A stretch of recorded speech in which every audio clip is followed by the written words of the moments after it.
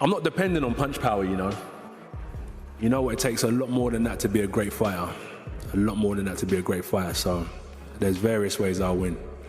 But I got the fighter spirit, and that's how I'll go in there and break him down with my spirit. After this. But he can't, though. That's what I'm saying. Like, he's not even equipped to fight this dude. He's not. It's going to have to be a bunch of stuff in there.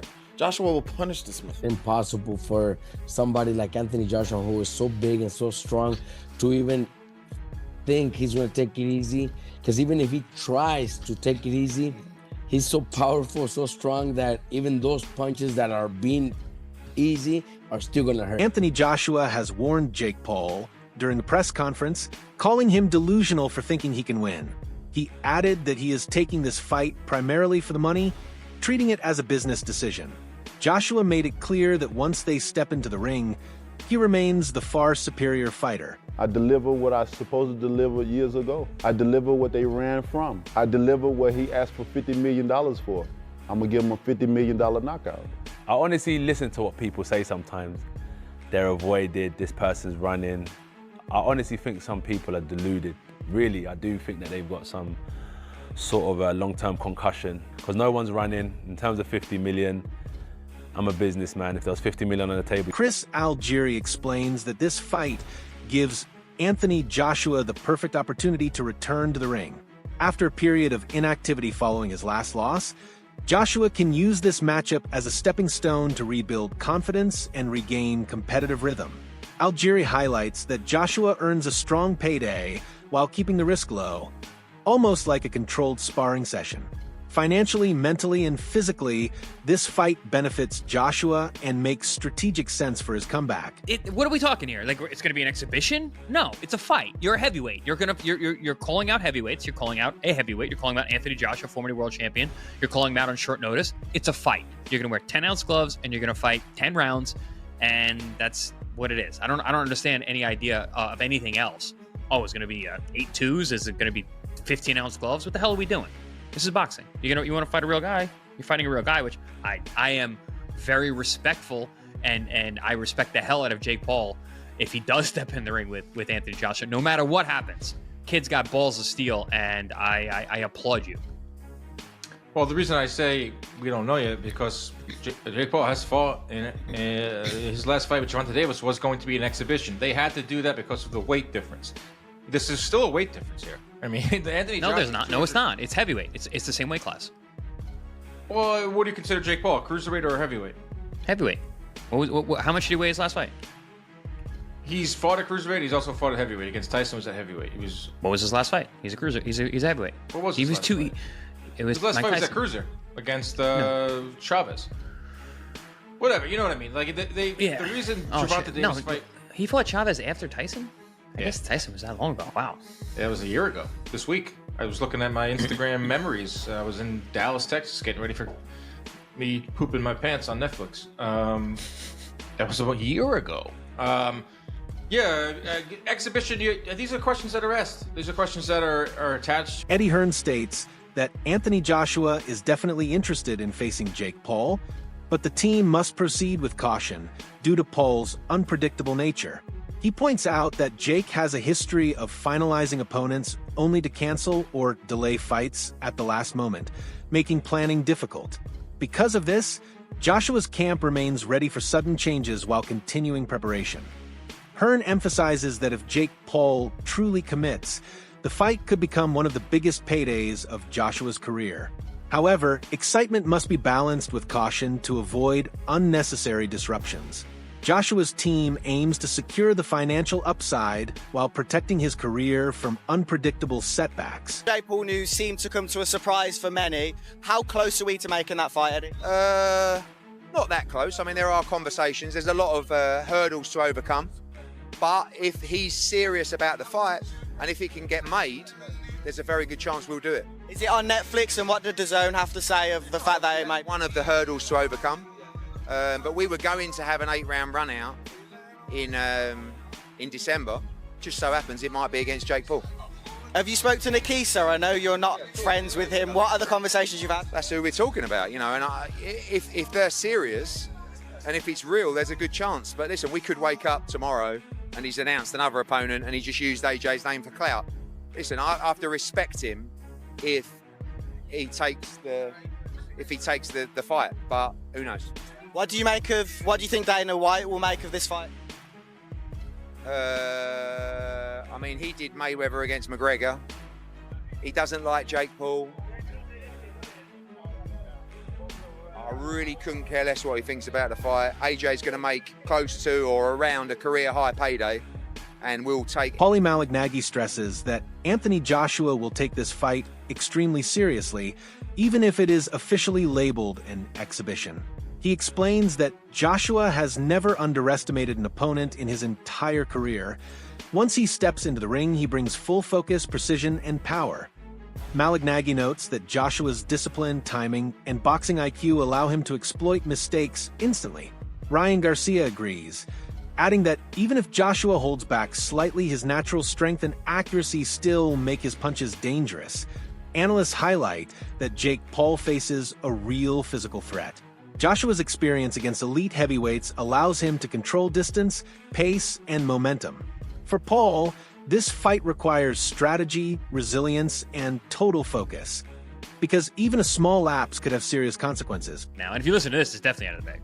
Yeah, Fight for 84, big boxing movie that's hitting Netflix soon about the Olympic 84 team starring Jamie Foxx and Chris Algieri.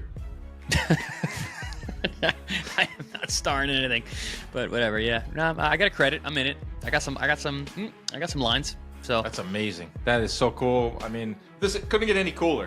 You're now in the movie, which is absolutely absurd. Yeah, what a day. Hopefully, what a life. Hopefully, maybe there'll be more of this. Who knows? Who knows? I think it's just the beginning. I think this podcast is numbered. Our days are numbered. No way. I'm never letting this go, Dan. This is. I'm a ride or die. I hope you get so big and become such a big actor that you are like delaying production because you have to film our podcast in your trailer. Chris is in his trailer. Wait, he's got to finish his podcast with Dan. They're like, who's Dan? Johnny Drama style. Yeah, love it. Yeah, just when total diva. Just total diva in every way possible. Yes, like we said, this episode is brought to you by PPV.com. December 6th, we're going to see Pitbull Cruz versus Lamont Roach. And guess what? We're going to talk to Lamont Roach on this episode. I caught up with Lamont and to get his thoughts on the fight with Pitbull, to get his thoughts on Jake Paul and Anthony Joshua, which we're going to get to in a second, to get his thoughts on 140, potentially fighting at 135. That's coming up in just a little bit with Lamont Roach. Don't forget to order that fight with us at ppv.com and all the good stuff that comes along with that. That's December 6th. Lamont Roach is an awesome interview. Great guy. Awesome guy. Forget the interview. He's just a good dude. I told you to tell him what's up. You probably didn't. He said what's up. He goes, where is he? I said, he's on a movie set. He goes, oh yeah, he's got those movie star looks. See, that's what I get. But yeah, no, he's a good dude. We see him. He trains down in Florida now. He's over at the Pro Box TV training facility, so we get to see him down there training. He's whipping on all the guys over there. But good people, good dude. Good. His dad's awesome. His brother Jordan's great. He's another one to look out for. I think is he a flyweight? I think he's a flyweight coming up, or a bantamweight. But yeah, great family, good boxing family, great boxing heritage. Yeah, and I can't wait for that mega card. Big card December 6th, and he's the headliner. So we're going to get to him in a second. Some big news broke. Shocking news. According to Ring Magazine, Anthony Joshua is going to step in for Gervonta Davis and fight Jake Paul. We don't know yet if it's an exhibition. We don't know yet the rules set. We don't know the date. These are preliminary talks that are ongoing. Yes, I work for MVP. Dave Allen criticizes the belief that Anthony Joshua shouldn't fight Jake Paul simply because the matchup appears unconventional or entertainment-focused. He points out that Joshua is still in peak physical condition, unlike many retired fighters who lack speed or power. Joshua continues to possess elite athleticism, strength, and skill. Allen stresses that fans often underestimate the seriousness of fights like these, thinking they're only spectacles. However, Joshua's preparation and world-class experience mean he can impose his will on any opponent. He warns that casual observers may misunderstand the risks Jake Paul faces. The matchup demands respect, discipline, and acknowledgement of Joshua's elite abilities, no matter the hype surrounding it. Probably shouldn't be licensed, but Florida are very kind of easy commission to get. Yeah, it'll be called an exhibition. It will be an exhibition. It probably will be called an exhibition. What's the point? For me, as long as that fight you mentioned just now, Spencer, as long as that roadmap is there and it's signed, that he fights an interim guy as a warm-up afterwards and fights Tyson Fury next year, and Fury's on board, I'm great with it. Otherwise, I do think his legacy's damaged if his last fight is with Jake Paul. An exhibition is a waste of time. They're for retired fighters. For retired fighters, it's a load of rubbish. Yeah, listen, the guy's still in his athletic prime. I personally don't see the reason why they can't just do the Tyson Fury fight. Why do we need interims? Well, we all want that. Yeah, but why do we need interims? Why do we need warm-ups? We're talking about two experienced guys who've been the best, as you just said, of the last 10, 20 years. Let's get the fight on. It's as ridiculous as Gervonta Davis going in with him, basically, isn't it, with Jake Paul, Quite frankly? no different mindsets. And what, again, listening to Eddie today and what he was saying, the damage that Anthony Joshua suffered mentally, not physically, because physically he's still all there, but mentally against Daniel Dubois, he needs to go through that process again. And they said, and that's just the whole getting your hands wrapped up, doing it, whether it's Jake Paul, whether it's a top 100 fighter, you go, that's the way Anthony Joshua ticks. He needs that before going into the... All roads lead to Fury, right? We all know that. Whether Fury... Analysts note that Jake Paul is finally stepping into a fight with someone closer to his level in terms of current active competition, unlike the older or retired fighters he has faced before. While this creates the challenge fans have been waiting for, it also increases the physical risk for Paul. Commentators stress that health and safety remain major concerns because Joshua's skill, power, and experience far exceed anything Paul has previously encountered. The matchup may be competitive from a promotional standpoint, but it is dangerous in terms of potential physical consequences. Maybe even bigger than the Mike Tyson fight. It's hard to say, really. Tyson was a big name, but it's going to do numbers regardless because Joshua is a big name, and then people are going to be tuning in to see Jake Paul get knocked out. Right now, Eddie Hearn talks about Jake Paul taking this Joshua fight. I mean, my estimations of Jake Paul would go through the roof if he signs to fight Anthony Joshua, because I just can't believe in my mind that he would do something like that. I mean, Gervonta was a smart one because of his size. Like, you know, I think actually he would have had a lot of success against Jake Paul, but the size is a problem.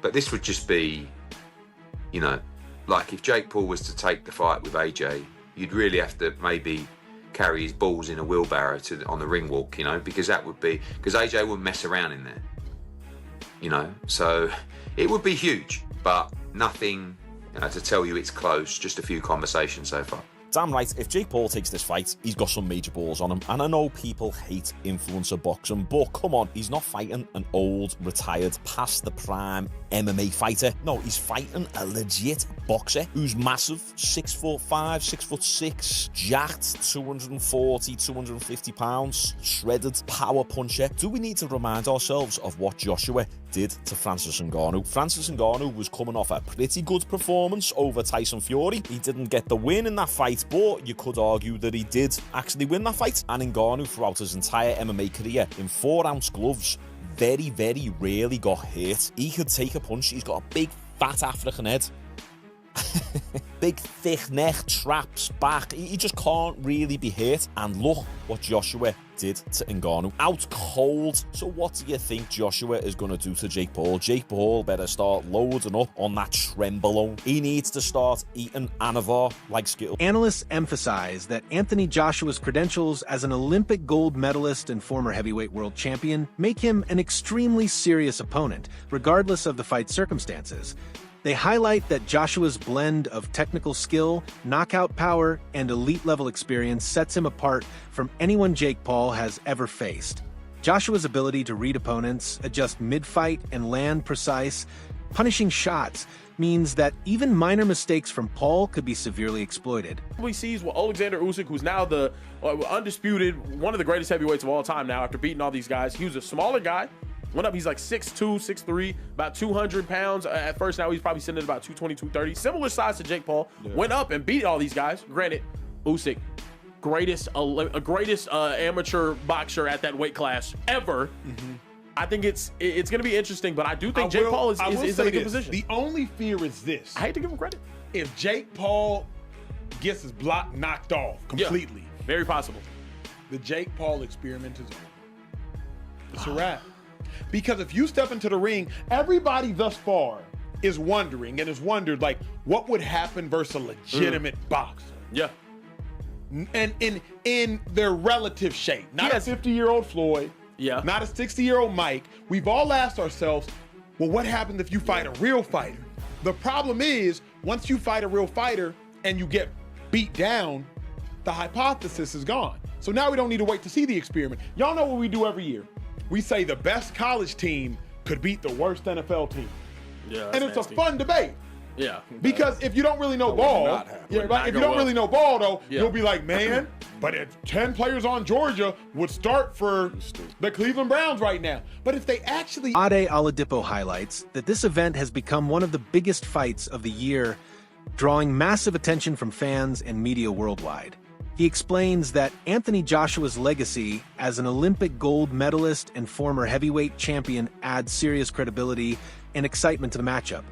Fans are anticipating explosive action and the possibility of a knockout, heightening the fight's intensity and spectacle.